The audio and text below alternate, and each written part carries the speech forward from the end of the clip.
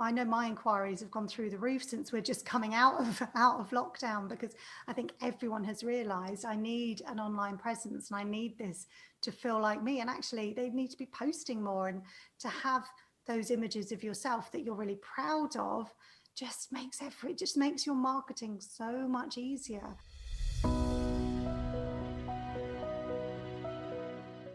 In this week's episode, I interview Vicki Knights, who's a photographer.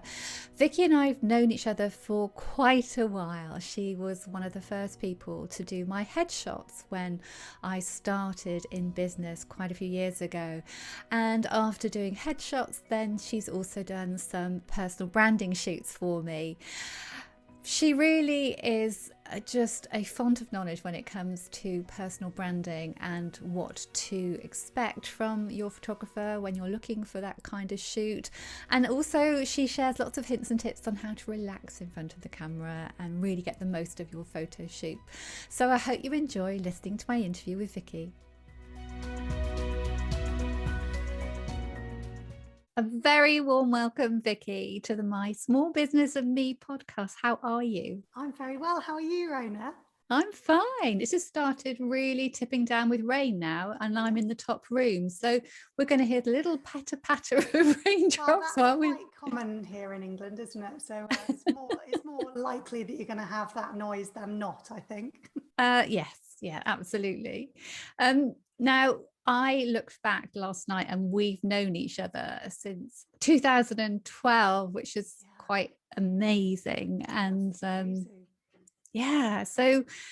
you came and photographed me as a branding shoot. But before we go on to talk about personal branding, could you share with everybody your small business journey? Because you weren't always a small business owner, were you? I wasn't, no. So I worked for over a decade in kind of the advertising and marketing industry. Loved my job up in London.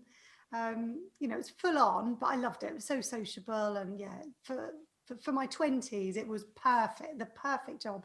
And then but I'd always thought one day I want to run my own business. Didn't know what it was going to be in. So a lot of photographers, I think, just all they want to do is be a photographer. I always loved photographing people. So, my friends would always say, I always turned up to every party with a camera in my hand. If anyone had a child, I'd be snapping away. Always loved photographing people, but didn't think I would be able to make a business out of that. So when I had my first child, I was sort of talking to my work, but I managed a team at the time. They really wanted me back 4 days. And I thought, I'm not going to be able to set up my business working a full-on job. So I just went, you know what? I'm just going to, I did my maternity leave, and then that was it. I just thought, if I'm going to do this, this is my only chance. Otherwise, I'm going to get back into my corporate job. It's never going to happen. So I just went for it, which was quite nerve-wracking. I just started doing family photography at first because I just had a baby. That was kind of the market that I was in. And also I couldn't see anyone else doing similar to what I wanted to do. It was very much studio work at the time. I wanted to work in people's homes and outside. So that's how I started. And then since that, I've been in business now, this is my 13th year. And my business has taken on lots of different roles. I love new things. I'm a bit like a magpie. I'll be like shiny, and I'm finding something new. And there's always something new that I want to do. I still do my family photography, but branding work they're kind of probably exactly even now. And then there's been other things that have come up. I used to run workshops. I actually stopped them just before the pandemic happened, which was quite good timing. So now that's all online. I don't run the in-person workshops for business owners and parents anymore. I also have a podcast for photographers. I train photographers as well. So I've been doing that for about 6 years. So there's been lots of different tangents in my business, but still absolutely photographing people is at the core of it. My goodness. Wow. And your podcast has really taken off. It's inspired me, I can tell you. Oh, that's great. Yeah, it's crazy. We didn't think it would be anything like it is. And we've just... You share its name for people who haven't... It's called Shoot, Edit, Chat, Repeat. but we're just always astounded by the figures and the fact we just thought it was going to be like for our UK photographers community. We thought it would be quite small. And now we have a global audience. I mean, we're nearly at 200,000 downloads, which is crazy. Amazing. I know. So it just blows our minds. Like we just had no idea that's what was going to happen. But I think people wanted it. It was kind of needed. Well done. Well done. Thank you. So you were originally a family photographer, yes. and we met through personal branding. What made you think about moving into that style, personal branding? Well, weirdly, back then it wasn't called personal branding. Well, not that I knew of anyway. I mean, that wasn't even a term. So at the time, it was I was so pleased when the term was coined, personal branding. So I was like, something I can call it, because I didn't know what to call it. It was like, is it corporate photography, business headshots, business portraits? There wasn't like a term that everyone knew it by. So thank goodness personal branding sort of came about. But yeah, when I started, I think the first kind of headshots I did were back in 2009. And it was because I'd formed this small business mums networking group with about 10 other ladies. And they all were like, do you do headshots as well? Because I need something for my About Me page. I mean, this is before the days of Instagram even. So I did little mornings where I'd take all their headshots, and then I just got more and more people asking about it.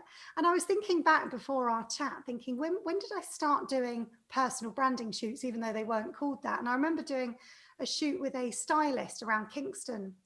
And she was like, I want more than just a headshot, because I need lots of images for my blog and for my website of me sort of shopping and walking through the streets. But we didn't know what it was called, but we did it. And that was like 12 years ago I did that. And I was thinking back, and I remember on your first headshot session, and headshots back then, I mean, my headshot sessions now, I get, all sorts of different shots. It's not just a headshot. And on your headshot session, I remember you saying, could you do a full length shot? And you were holding some peonies, I think. And I was like, oh, I don't normally do those, but absolutely. So you were kind of ahead of your time, Rona. Oh my goodness. Because no one was asking for that. Everyone just wanted that headshot, because there was no visual platform like Instagram. People just needed a shot for their About Me page. And I think Facebook pages were just kind of starting, but again, you just needed that one image. So no one was asking for full length shots. So yeah, ahead of your time. But yeah, I do remember you asking that and me going, oh, okay.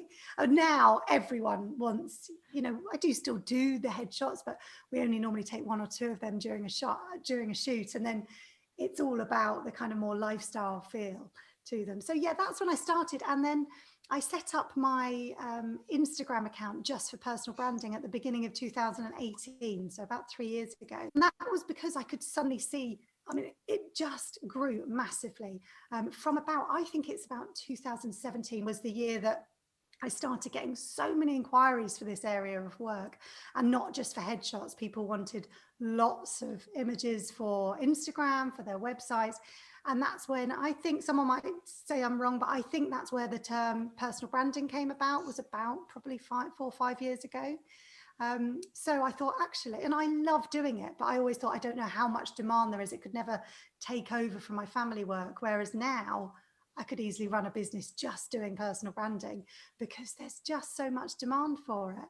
And I think that's because of the advent of Instagram. I think the fact that people need so many more images, but also just the fact that everyone needs a personal brand, so if they're a coach or a florist or anything like that, they need to, there's so much competition out there. They need to be their own brand, and they need to show themselves more. So I think that's why there's so much demand for it now, which is fantastic.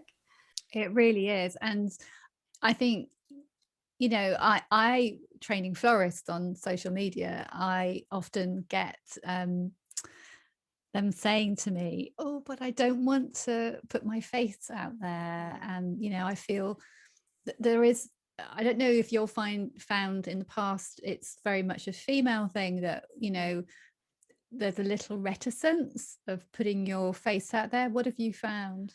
there's a lot of reticence. I wouldn't say there's just a little. I mean, literally, I would say 99% of my clients, when they contact me in that first email or that first phone call, there is always something along the lines, I hate having my photo taken. I'm scared to put myself out there. You know, this isn't something I want to be doing. You know, no one generally is like, woohoo! You know, I get a camera in my face for 2 hours. I can't wait.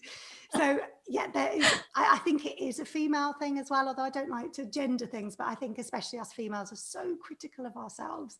And yeah, there's so much into that. There's so much about the mindset in that, that we criticize ourselves, yet we would never look at a photo of another woman and start pulling apart their appearance. You're just like, oh my God, she looks amazing.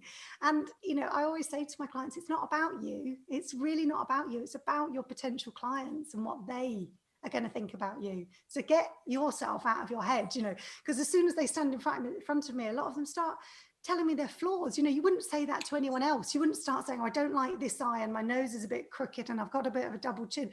Like, shush, you don't need to be saying any of that to me. You know, you're going to look amazing. But it just, I think when a camera is held up, sometimes it brings out our insecurities. And that's why it's so important that you find a photographer that's going to make you feel really comfortable as well in front of the camera. Oh, I totally agree. And I always find that you and I have so much fun when we're doing our shoots. And yeah, you're very good at putting people at ease. With lots, well, it is a skill, because you know you do feel vulnerable when you're behind the camera. And what advice would you give to anyone who's feeling reticent, but knows that it's really important to put their face out there? So I think, let me talk through some tips to sort of help people feel relaxed. I think that's the main thing, is people just think, I'm going to get in front of the camera and I'm going to feel really nervous. Well, first thing is, I should just say, is that it's not your job to relax yourself. It is your photographer's job. So, you know, if you've got a good photographer, they will make you feel comfortable. They will put you in flattering poses. So many people come to me and they say, I don't know how to pose. I don't know what I'm going to do with my hands. I'm like, don't worry, that's not your job. Like, I don't expect you to turn up and be like a supermodel. Like, that's my job to direct you. So a good photographer will be able to do that. They will put you in nice flattering light. They'll put you in the right poses. They'll make you feel at ease. So that should hopefully take a lot of the stress away from you. But I mentioned it earlier, I think mindset is so important. So just thinking to yourself on the morning that you're going to have a shoot, or even if you're taking a selfie of yourself, just thinking, hang on, what am I doing this for? Like, what do I want someone to think when they look at this image of me? And think about that dream client, you know, and if you've done sort of the branding work and all the deep work and into your brand, you should have this kind of ideal business soulmate in your head. Think about her and exactly what she's going to be thinking when she looks at that image.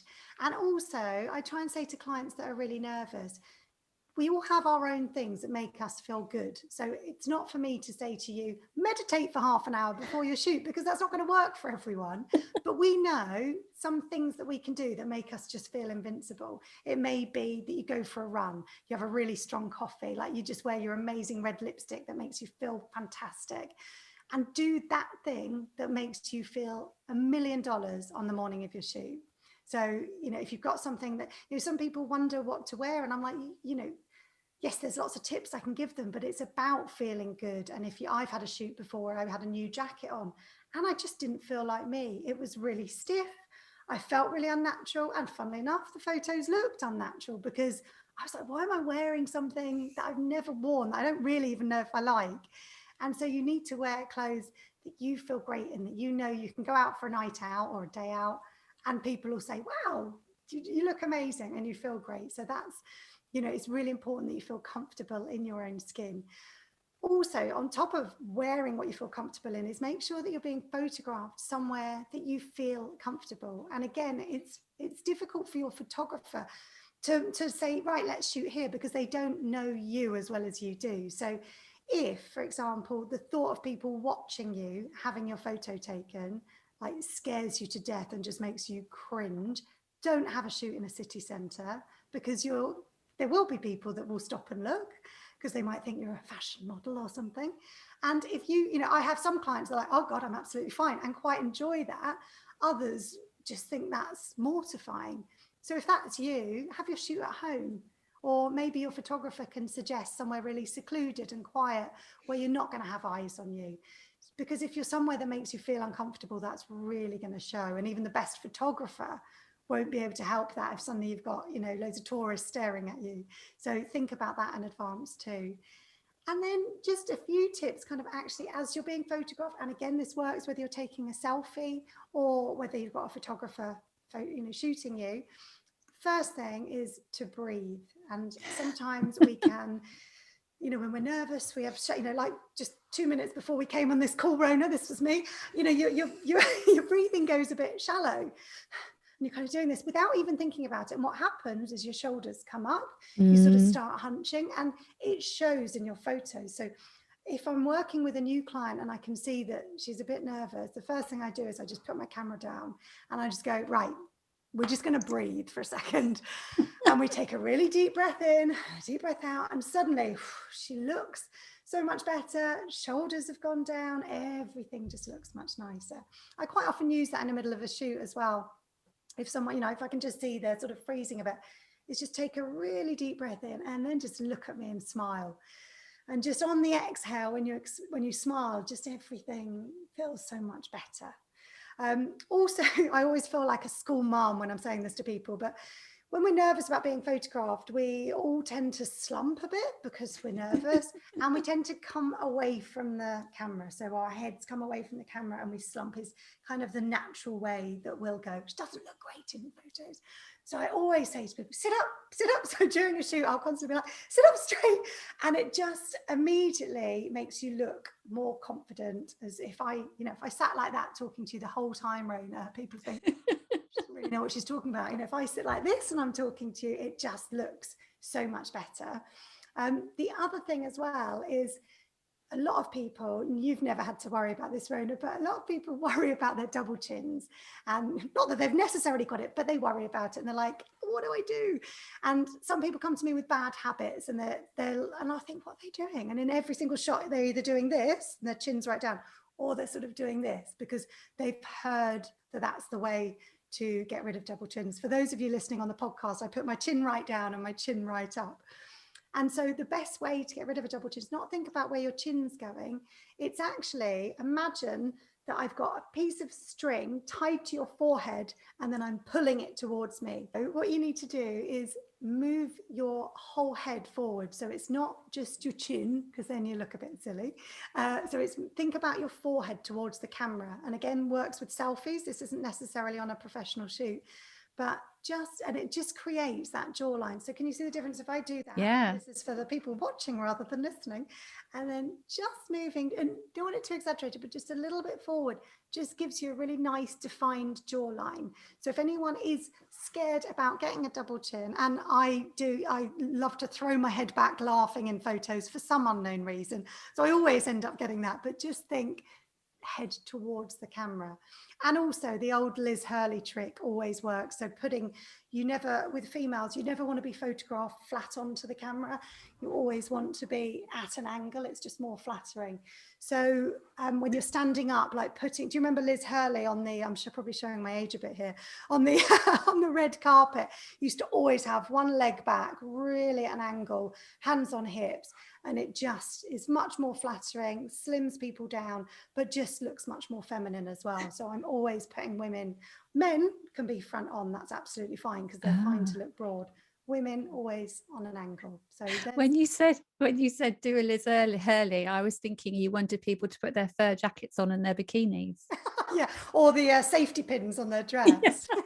I was like, where's this going? If they want to, that's fine. If it fits with their brand, I'm all for it. So what I love about your photo shoots is the amount of information you give out to your clients before you even walk through the door. So I know I've got a shoot with you coming up in May, and I've already started from reading your sort of your pre-shoot questionnaire, your pre-shoot detailed PDF, started thinking, right, I really would like to make sure that a local makeup artist is available that day, so I need to contact her. I need to create I don't need to, but you recommend that you create a mood board of shots. I need to think about what I'm wearing.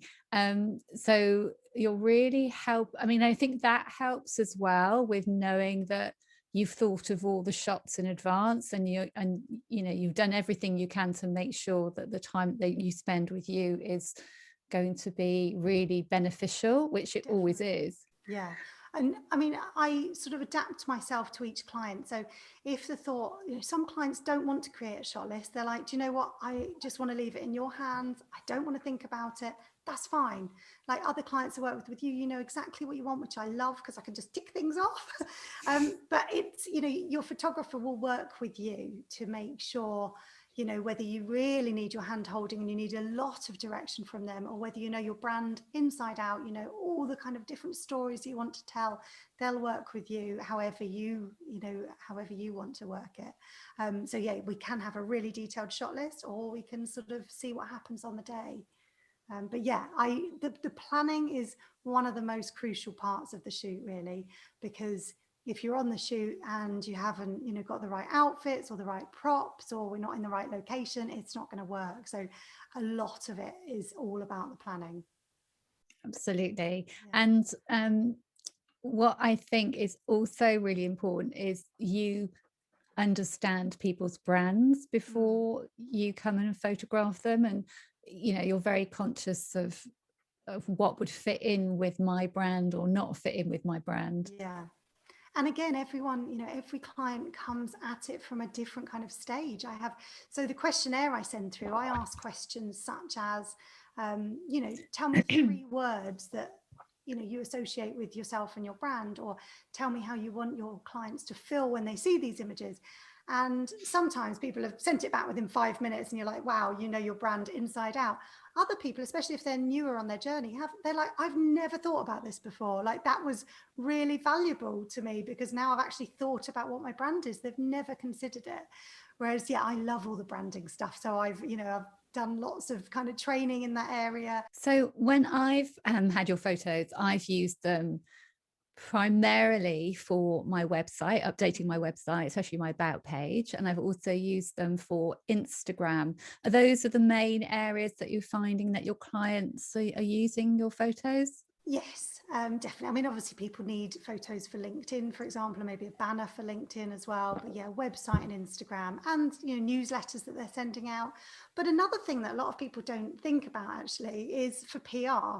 So quite often I'll get inquiries and they're like, I've got an article coming out in the Guardian next week and I need something, and I'm normally booked up quite ahead of time, so I normally can't help. But it's like, you probably should have thought about this before. If you're going to be featuring in the Guardian, maybe it would have been nice to have a good headshot. So yeah, that sort of thing is really useful, because actually if you are going to be contacting press and you have a beautiful set of images, it makes it so much easier for them to use you than if you haven't got anything and they need to send a photographer around to shoot you. So for example, I photographed an author, quite a famous author, about a year or so ago, before the pandemic, and she knew she had a new book coming out, and she's quite shy and hates having all the shoots. So Hello will send a big crew down to her, Daily Mail will send a big crew. She hates it. So she said, I want to have magazine worthy images that I can just send out and they're done. And so we created these images, and then she was able to just send them out and go, here are my images. And she said, you know what, I actually ended up getting so much more coverage because it was so cheap, so much cheaper for them. They didn't need to send a crew out to her. We ended up with like full page spreads of my images, and she was like, thank you so much, you've just saved me so much time and all that exhaustive energy going into all of those shoots. So people often don't think about that actually if they have a stack of magazine worthy images, then you're much more likely to get press coverage as well. Yeah, and I think it's very easy to assume that everybody's got a camera now because they've got a phone, and yes, the cameras on phones are amazing, but there's nothing I mean, you can try and take your own selfies, but there's no way you'll get the caliber of photos that you will by having a photographer physically standing in front of you and focusing on the pen that you're holding or the keyboard that you're working on. There's just no comparison, is there? No, there's really not. And actually, a lot of the clients I work with, especially when they're sort of fairly new to business, they've just had an iPhone photo taken by their husband in their garden on their About Me page, for a couple of years maybe. And, they say to me after the shoot, you know what, I always thought that was fine. It was okay. And now I see the difference. And sometimes we actually put the before and after. So their iPhone shot and then, their favorite shot from our shoot, and the difference is it's just incomparable, and it just elevates their brand so much. But yet sometimes when you have something, you don't see it through fresh eyes. You just think, oh, it's fine, shows me, it's no problem. But it really does elevate your brand to have professional photos taken, definitely. And how often do you recommend to your clients that they have their photos taken? I mean, I know I'm very remiss and I haven't had them taken for a long time, but I am going to blame the pandemic. Yeah, exactly. But blame everything on the pandemic. so generally pre-pandemic, how often were some of your personal branding clients having a shoot with you? So again, it really depends on the person, and it's all, I would never try and sell something that they don't need. So I would say for a kind of standard business that isn't sharing themselves constantly on Instagram, so they have an Instagram presence, but they also have other things they can be sharing. So for example, a florist. So let's take a florist as an example. I mean, your own personal brand is sort of up there, Rona, so I'm not using you as my example. I've had great photographs, funnily enough. Well, yes, exactly. So yeah, a florist, I would say around every year to 18 months. And if you've had a big hair change or anything like that, then definitely have a shoot. But yes, around every year to 18 months, I would say, because that then will give you a new stack of images that then you can freshen up your Instagram, freshen up your website. I do work with, say, a lot of coaches where they don't have the lights suddenly come right through for those watching this. Can you see? It looks fine. It looks fine.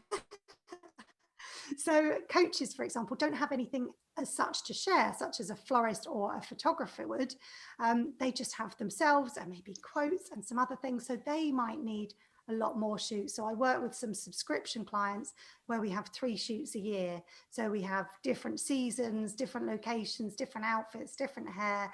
So they've constantly got fresh photographs, and it looks like they've actually got a photographer with them all the time, because every time we have a shoot, that then lasts them easily for 3 or 4 months. So they can be posting on a Monday morning, almost looks like they've just had a photographer with them that morning.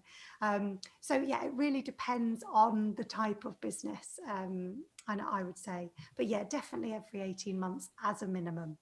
Because we do change. And also I think, I feel bad sometimes putting photographs on that I know are really old, but I'm just like, I'm not prepared to put something on that's my selfie. Yeah. It's just the whole quality thing, and I just feel that's so important. And I think with the pandemic, 90%, 99% of any interaction you have with your clients is going to be online at the moment. And the internet has become even more important to have a quality visual portrayal of yourself and your brand, isn't it? Yeah, definitely. I think, I think definitely the pandemic. I know my inquiries have gone through the roof since we're just coming out of lockdown, because I think everyone has realised I need an online presence and I need this to feel like me. And actually, they need to be posting more, and to have those images of yourself that you're really proud of just makes your marketing so much easier. I think a lot of the time it stops the marketing. If you don't want to share photos of yourself, or you just can't think what to share, that's stopping you, that's holding you back. Whereas if you've suddenly got a whole array of photos, you've got months worth of content there, which is amazing. So it's not just a case of, oh, I've got to show my face. It really, really helps with your marketing. And I remember you saying to me how you were very, what's the word? You say to your clients, please don't put all your photos on straight away as soon as you've had the photo shoot. Because you're so excited. Yes, so sometimes I see people and they post an album of 10. I'm like, no, all the outfits they've had and everything. I'm like, no, you could have got away with that because you could have pretended you'd had 4 different shoots. Like, you've ruined it. So yeah, hold them back, and just share some in one outfit, and then you've got another month until you can start sharing other photos. But yeah, the whole beauty of having a personal branding shoot is that it looks like, sorry, I'm giving away our secrets here, but it looks like you've had a number of different shoots. It doesn't look like that's been done in a couple of hours. So although it may feel like a hefty investment when you're doing it, that will last you some time, because you'll get a number of different outfits, hairstyles, etc., to last you a number of months. And in some cases, like I was saying, if you're not sharing a ton of images, it should last you at least a year. And something that I don't know if you remember, that Lucy Hooper, the makeup artist, said one of the last times we were together, she said, between outfit changes, change your lipstick. Yes, I've used that a few times. Have you? Yeah. Yeah, because little things like that. Yeah, or just sometimes if someone does wear their hair up and down, just popping it up, so if they normally work, with a messy bun, might save it till the end of the shoot so we don't wreck their hair. Then we'll do some photos right at the end of the shoot with their hair up in a messy bun, and they can do a post about that. It's thinking about, before the shoot, what are stories that I want to be telling on Instagram, and what are the, so if you're going to be putting a post out on a Monday morning, what image of you do you want to show? So people might think, oh, I don't want one of me walking the dog, or I don't need one of me having a coffee. It's like, actually, yeah, you might not put it on your website, but that is really useful Instagram fodder. You will find a time that you need to use that. So you need to think about all of those little stories before your shoot. So yeah, it's very interesting. I had interviewed Duncan McCabe, the videographer and photographer. Yes, I was listening to that. Yeah, and he is so hot on the stories, and it's it's something that I still feel I need to work on, because it's half of me that think people don't really want to know what goes on behind the scenes. Yeah, they really do. And they're always the photos that my clients, and me as well, get the most engagement on. When I'm posting about a new course that I might be doing, or my next headshot sessions, never gets as much engagement. But when I post something about me, and it might be a personal story about my family, or about my dog, or my journey into being a photographer, they're the ones that get the most engagement. When you do that, I can't remember what it's called, the best of 9 or something, when it's your 9 most liked images. Yeah. And although I'm sharing people all the time, my own face appears normally at least 3 or 4 times in that 9, because people want to see the person behind the business. Absolutely. And that's what I'm always telling people. But yeah, and if you don't have the budget at the moment, then I'll never forget the first time I was doing something with you, and you said, put your makeup on like you're going out. Yes. Yeah, no one ever knows how much makeup to wear. And again, I know I keep saying the same thing about I have to adapt for each client. I can't tell someone how much makeup to wear, because I don't know how much makeup they would wear normally. So if I were to say to someone, right, really, slap it on, and they've never worn, anything in their lives, that's not going to be them. So I always say, put your makeup on like you're going for a night out for dinner, because for some people that might be a tiny bit of foundation, a bit of mascara, fine. Other people, that's going to be the full works, fine. But at least they're going to look like them, but a really good version of them. Absolutely. And I think it's also really important that people consider that if they're just having a headshot, the color of top that they're wearing, that it fits in with their branding, so that when it goes on Instagram or Facebook or Twitter, that it's a cohesive look, or it's on, and obviously on their website. It's so important. I've spent ages trying to find things in purple. You're so good though at doing all of that for your shoot and thinking about it. Look at us both in our brand colors. I know. So yeah, my brand color, and has been for 13 years, is teal. So for those of you not watching, I'm wearing a teal shirt. And so I do think about that, when I'm, have a presence there and it's going to be visual. I don't want to necessarily, if I was having a whole branding shoot, I'm not going to wear teal for every single photo, because it would look a little bit contrived if I was in it in every single one. But what I will try and do is, if I'm wearing a different color, I might have a teal phone color cover, or I'll have something in the background be in front of a teal door, or something, just a pop of that color. And that's what in the planning, when I'm planning with a client, that's what I always say to them, because often people don't think about that. I know, like I said, you're kind of ahead of the game with this, but a lot of people will turn up with all their favorite clothes, but it's very different to their brand. And I'm like, no, we need to think about your brand. So actually a lot of people order things and then turn up with the labels in the back and take them back. Probably shouldn't. Not that we condone that, of course. No, not that we condone that. Oh, there's so much that you could share, Vicki, and I'm sure there's lots of tales that you could tell as well, because it's a very personal photography session that, and it's just so lovely to catch up with you when we do have our chats and Yes. talk about lenses and for photography and things. But before we finish off, could you please share with listeners and viewers your 3 tips? So let's start with number 1. I'm looking down because I did have to write these down. When you get lockdown brain, and I thought they might disappear out of my head. So the first thing I would say is start putting together, you mentioned a mood board earlier, but start thinking about putting together a Pinterest board of the things that you love. Because quite often I'll speak to clients and they go, I know what I like, but I don't have a record of it anywhere. And, photographers aren't mind readers. And also this isn't just, even if you're not thinking about having a branding shoot in the future, this is useful for yourself. If you're going to get a logo done, your brand designer will want to see something like this. And it's not necessarily just branding images you're posting there, just anything you like. It could be interiors, fashion, just so someone who's working with you has a sense of who you are, because they won't know, and you don't want them to necessarily push their style onto you. It needs to be all about you. So start creating a Pinterest board so that you can send that. Just for example, also the words that you use may be very different to what your photographer will use. So I once had a client on the phone, she'd said to me she really liked a minimalistic style, really fresh, really clean. I was like, fantastic, I can shoot like that. That's great. Do you want to post some images in a Pinterest board just so I can see what you're looking at? She then sent me her Pinterest board, and it was colorful, it was warm, it was very vibrant, a lot going on in the background, not what I would describe as minimalistic. And when we chatted again, I realized what she'd meant was the focus was on the person. So there was a blurred background, it was all about that person. But if I hadn't checked that and she hadn't sent me the board, I would have shot in a completely different way to what she was expecting.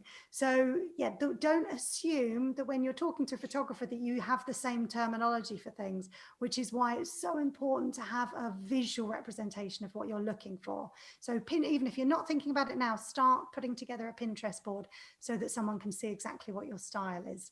So that's a brilliant tip. Brilliant. Yeah. Second one is to do an audit with kind of fresh eyes of your own personal brand. So and I have to do this for myself as well, because sometimes I think my personal brand's fine. And then I'll be like, I haven't posted a photo of myself on my account for, a month or so. So look at it all through fresh eyes. Look as though your business soulmate is coming to your brand for the very first time. And what are they seeing?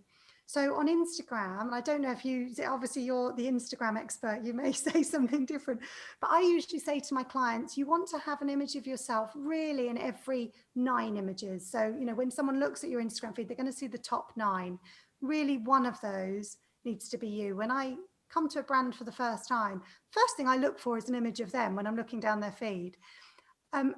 Worst case, I'd say in the top 12, so that at least they can see it on their phone at the very top. Would you say the same, Rona? Yeah, I mean, I generally am like that, but because I haven't had any photos taken for so long, I'm really reticent at the moment. But every so often I put one in. I think it's really, really important. Yeah, so I'd say, by the way, I'm guilty of not doing that. If I've got loads of images that I'm really excited to share, and again, because of the pandemic, I haven't had my own shoot for quite some time. So I don't have any new images to share. So I'm not saying that I always do that, but that's my recommendation. No, it's a brilliant recommendation. And then on your About Me page, sometimes people try and get, if they don't want to be in front of the camera, they try and be really creative, or they might have like a bunch of flowers in front of their face, or a camera in front of their face, or they're looking down at a laptop. When you go to someone's About Me page, you want to see them. So really, you do want a nice smiley photo of you looking at the camera, and so many people don't have that. So sorry. I agree with you. Yeah. They don't have it. And you know, so many times I go to about pages and there's not even the name of the person, Yeah. far less a photograph. Yeah. So you absolutely do need that killer headshot for your About Me page. And also like small things like on Facebook pages, so often I see people using their, they're their own brand. They work for themselves and their logo is their, what's it called? Don't throw Their out there. profile photo is their Profile logo. photo. Yes. And I'm like, no, that should be a photo of you. And they're like, no, but my logo is so pretty. And I just want, I'm like, no, people are buying into your brand for you. Have your logo somewhere else. Absolutely. But on that profile picture, it needs to be you. So I just have 100% agree, a good. Vicki. And yeah, I think the more and more people who talk about this, maybe the more and more people will realize how important it is. But do you know what I train photographers, as I said, and quite often I'm saying this to photographers and they're like, eek, I haven't done that. And as photographers, they are not using photos of themselves. Again, they have their logo or their About Me page is just a photo of their camera or, so I'm like, how can you expect someone to step in front of your camera when you're not willing to step in front of it yourself? We have to get past that and do it. So yeah, and if you're not, if you don't think you can look at it objectively, then get a friend or pay someone to do a brand audit and just look at everything, go, what do I need? That will make it so much easier when you do approach a personal brand photographer to say, these are the images that I need. This is, I'm going to be posting on Instagram because some people post 4 times a year, some people are posting twice a day. So to be able to say to your photographer, I need, say, 1 photo of me a week, then they'll be able to recommend a package that will suit you. And then my last tip is to find a brand photographer that works for you, because it's once you've found that person you feel comfortable with, that knows your brand inside out, it's worth its weight in gold, because you don't have so much of all the planning, all the explaining to do. They just get it and they can come and you can hit the ground running. And also it's, I'm not the right photographer for everyone. Another photographer won't be right for everyone. So it's about chatting to other people, other business owners, seeing who they've used, look at people's work, and just find the photographer that really makes you feel good. Yeah, and I think it's all about building a relationship with that person. It's like you have a relationship with your hairdresser, or it's quite a personal thing. And I think you're very good at building rapport with people. Oh, thank you. But yeah, you're absolutely right. It's especially if you're having a shoot at home, you're inviting that person into your home to stick a camera in your face, that makes you feel very vulnerable. It's a big deal. I'd say it's definitely more personal than going to have your hair cut. So it's really important that you trust that person and feel really comfortable with them and know that they're going to do a good job for you. So I think my third tip is just finding the right brand photographer for you. You just make it so much fun, Vicki, and I'm always on such a high afterwards. So I'm just like, your shoes. Oh, thank you. I just I remember the last time you were like, oh my god, you've got to go out, Lucy's done your makeup, your hair's done. Amazing. And I remember going, where are you going? And you were like, I'm not actually doing anything. I was like, you've got to book a table for dinner. You look incredible. What a waste. I know. I will make sure in future that I have something planned for the evening. But those are brilliant. I think you've shared so many important pieces of advice, which I hope listeners take into account when they next look at their website or their Instagram account and think, oh, maybe it's time I was, actually being brave and putting my face out there and see. I just think it will take your business to the next level and elevates your brand, as you said. Yeah, definitely. Oh, it's been such a pleasure talking to you, Rona. I'm very flattered that you asked me on, so thank you. Oh, of course. You know how much I admire your photography, and I think you've got such a skill at really capturing somebody's essence. And I've gone all tingly just saying that now, Vicki. Oh, thank you. But that's like the best compliment I could ever hear. So thank you so much. Oh, you're welcome. So where can people find you online, Vicki? So firstly, my website is vickyknights.co.uk. And if they go there, they can link through to all my branding work. On Instagram, I'm vickyknights.branding. I also have a freebie, so if they want a free guide to how to prepare for their branding shoot, if they go to either of those places, they'll see my freebie on there, and they can just sign up and get my tips for preparing for your personal branding shoot. And if there are any photographers listening, remind us all of your podcast. It's Shoot, Edit, Chat, Repeat. But also we actually have a lot of creative business owners, because we have lots of experts on there. So there's lots of episodes that aren't just photography related as well. So it's worth anyone listening. Absolutely. I've been listening to quite a few recently, and really, really, really good. You're very conversational and chatty, chatty with Eddie. Yeah, it's really lovely. Thank you so much, Vicki. Thank you, Rona. It's been brilliant. Thank you. I'll see you in May. Yes, see you in May. Looking forward to it. Bye. Bye. So I hope you've enjoyed my interview with Vicki. It was so lovely to catch up with her, and I really am looking forward to seeing her in May for our branding shoot. I hope Vicki's conversation has given you some food for thought about possibly booking your own personal branding shoot and what you can expect and the benefits of doing it. So I hope you have a lovely rest of your day, and I'll see you next week.